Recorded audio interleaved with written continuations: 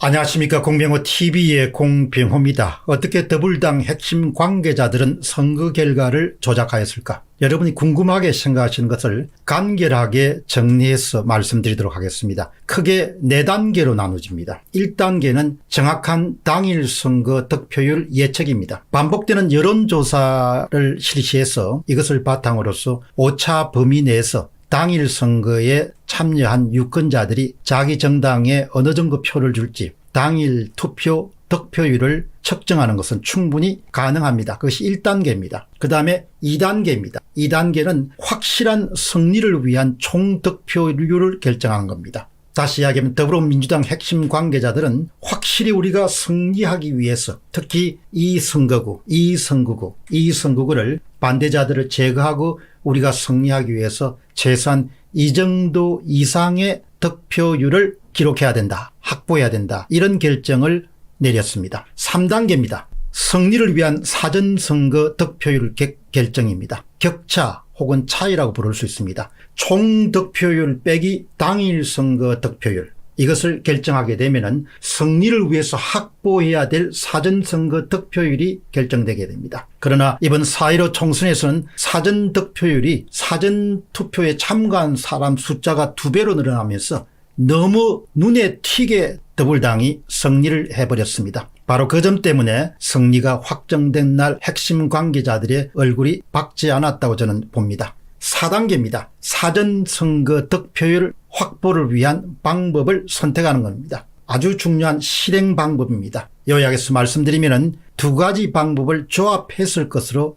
추측합니다. 바로 이 부분은 앞으로 부정선거와 관련해서 검찰 조사가 진행되면서 지금 말씀드리는 일종의 가설이 확정돼서 증명될 것으로 봅니다. 첫 번째 방법은 바실리아TV님이 엑셀 파일을 통해서 바시아TV 운영자인 조슈아님이 제기한 것처럼 승리를 위한 득표율을 확보하기 위해서 사용한 일종의 카운팅 조작 기법입니다. 조작값을 사용한 겁니다. 조작값 3, 서류 경우에는 조작값 3입니다. 3표당 1, 2, 3 이렇게 통합당 표가 3표가 갈 때마다 1표를 훔쳐오는 겁니다. 더불어당 후보가. 또 어떤 지역들 같은 경우는 4가 적용됩니다. 아마 경기하고 인천이 조작값 할 겁니다. 1, 2, 3, 넷 하면 4개가 통합당에 가야 되는데 그것을 훔쳐가지고 더불당이 가지는 겁니다. 그렇게 조작값을 이용해서 자신들이 원하는 사전 선거율이 67%가 민주당이 갖고 더불당이 갖고 33%를 통합당에는 갖는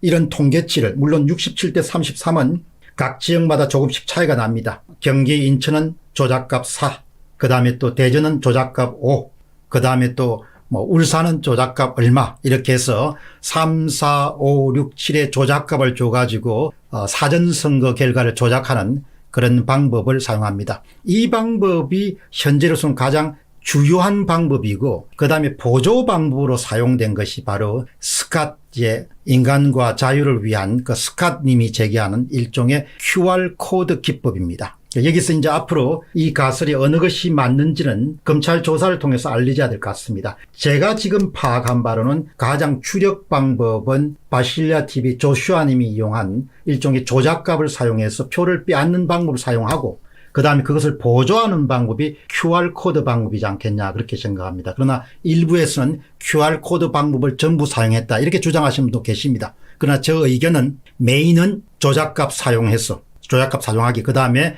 보조는 바로 QR 기법이다, 그렇게 이야기합니다. 그렇게 제가 믿는 이유는 전문가들의 의견을 들어보니까 QR코드가 1이냐 2를 읽어내는 방법에는 아주 짧지만 0.00 몇 초 정도의 정지 순간이 필요하다고 합니다. 그러니까 이것은 물류 분야를 오랫동안 해오신 분들이 조언을 해준 것인데, QR코드는 그냥 스쳐 지나가게 되면 읽기가 쉽지가 않다고 합니다.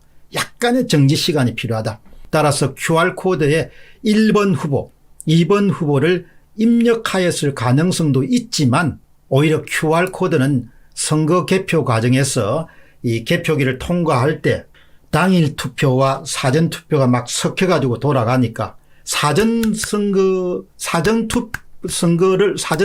투표를 조작해야 되니까 이 사전 선거인지 아니면 당일 선거인지를 구분하는 일종의 인식 기능으로 QR을 선택하지 않았냐. 그러니까 표가 일단 들어오면은 사전 투표 용지라는 것을 인식하고 그다음에 거기에서 표를 조작하는 기법이 사용되었을 가능성이 높다. 이렇게 볼 수 있겠습니다. 저는 현재까지는 밝혀진 바는 이와 같은 방법이 유력한데, 그렇다면은 올해 1월부터 3월 사이에 그 QR코드에 500만 명이 넘는 사람들의 그런 이름부터 시작해서 전과, 병력 이런 여러 가지 이메일까지 정보를 입력할 수 있는 것은 왜 그랬을까? 그것은 아마 훗날 그 사람을 통제하기 위한 정보를 확보하기 위한 목표가 있지 않았겠느냐, 그렇게 생각합니다. 특정 예를 들면은 표가 통과하는 과정에서 그 사람도 인식할 수 있지만 동시에 그 사람이 어느 당을 뽑았는지를 기계가 인식을 할 수 있는 것이죠. 그렇기 때문에 저 양당은 민주당 후보를 찍은 사람이고, 그것이 만일에 특정 정당에 파악이 돼 있게 되면 또 그 정당이 오랫동안 집권할 수 있으면 반대편을 제거하거나 반대편을 혼을 낼 수 있는 그런 정보를 획득하게 되는 것이죠. 다시 이야기하면 특정 정당이 선거에서 어떤 후보를 선택하였는지에 관한 유권자의 정보를 훤히 알고 있다고 해보면 상당히 경악할 만한 그런 사실이죠. 현재로서는 가능성이 가장 높은 방법은 메인은 조작값을 부여해서 상대방으로부터 표 훔치기 방법을 사용했고, 그 다음에 그것이 사전 투표냐 당일 투표냐를 인식하는 기능으로, 보조 기능으로 QR 코드가 사용되지 않았냐, 그런 생각을 하게 됩니다.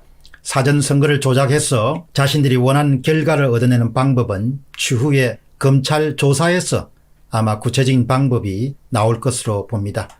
표 훔치기 방법, 조작값 사용 방법을 통해서 사전 선거 결과를 조작하고, 또 이것을 통해서 압도적인 승리를 거두고, 또 QR코드를 이용해서 비밀선거 규정을 위반하고, 특히 중국이란 외세를 한국 선거전에 끌어들인 것 등은 정말 양식 있는 이 땅의 보통 시민으로서는 용서하기가 어려운 부분입니다. 앞으로 계속해서 추가적인 그런 지식과 정보가 쌓이게 되면 더욱 정교한 시나리오를 또다시 정리해서 여러분들에게 알려드리도록 하겠습니다. 공병호 TV의 공병호였습니다. 감사합니다.